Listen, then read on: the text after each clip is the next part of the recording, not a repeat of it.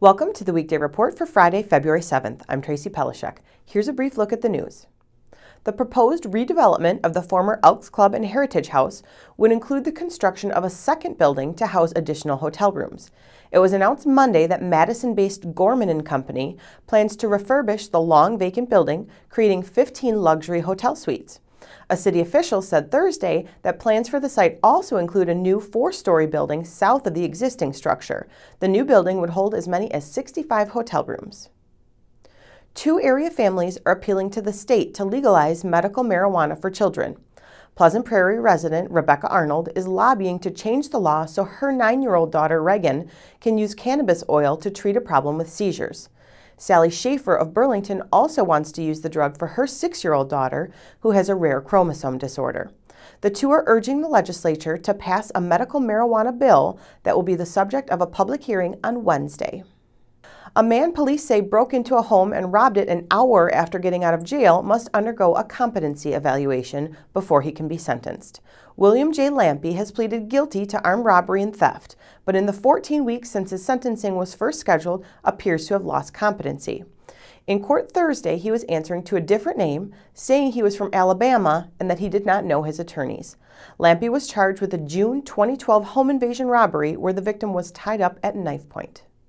More than 130 high school students took part in a Thursday evening session aimed at helping them get into college. The workshop at Lincoln Middle School was hosted by the Mary Lou and Arthur F. Mahone Fund's Career Exploration Organization. Jen Mahone, chairwoman of the Fund's Scholarship Committee, told the students they have to want the dream and they have to put in the work to make it come true. The new Kenosha Kingfish Baseball Club is looking for host families to house players this summer. The team, which will begin play on May 27th, hosted an information center at Sheridan Lanes on Thursday night. Connor Kaloya, one of the team's owners, said the Northwoods League is not possible without host families. The developmental league is made up largely of college students. The Parkside men's basketball team got back on track Thursday night. Jeremy Reeves has the story. The 20th ranked UW Parkside basketball team's 10-game winning streak ended last Saturday, so on Thursday night the Rangers started what they hope will be a new one. Parkside's Jordan Mock, number 4, hit 9 of 13 shots and scored a game-high 23 points.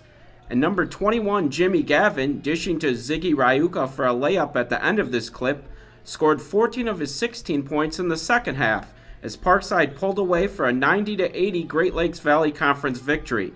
Colt Grandstaff added 15 points and Ryuka tallied 14 points and 10 rebounds. Jeremy Reeves, Kenosha News. Stay with the Kenosha News and KenoshaNews.com all weekend for coverage of local high school and college basketball. What's trending today? The Winter Olympics in Sochi, Russia, kick off formally today with the opening ceremonies that will be broadcast tonight.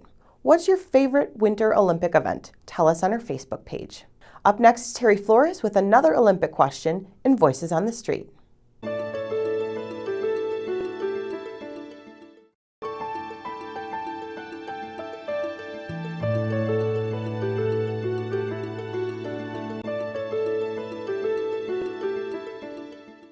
With the Super Bowl over and the winter is still upon us, Voices on the Street decided to go to a local sports bar to ask people whether they were watching the Olympics this winter. And here's what they had to say. So I will be watching the Olympics. First, I like to watch the opening ceremonies. But my 2 favorite events are ski jumping and the bobsled. Snowboarding. Just because I'm into action sports and I snowboard a lot, so. I'm going to be watching the snowmobiling and the snowboarding, the half pipe and all that. Because I think it's just the cool stuff, all the backflips and stuff they do and the tricks. Thanks, Terry. Now, here's a look at what we're working on today. The woman charged with stealing thousands of dollars from Green Ridge Cemetery will be back in court today. Janine Anderson will be there. And Bill Guida will be at tonight's local Republican Party Lincoln Day dinner to feature Paul Ryan and Reince Priebus. Pick up a copy of the Kenosha News and check KenoshaNews.com for all the details on these stories and more.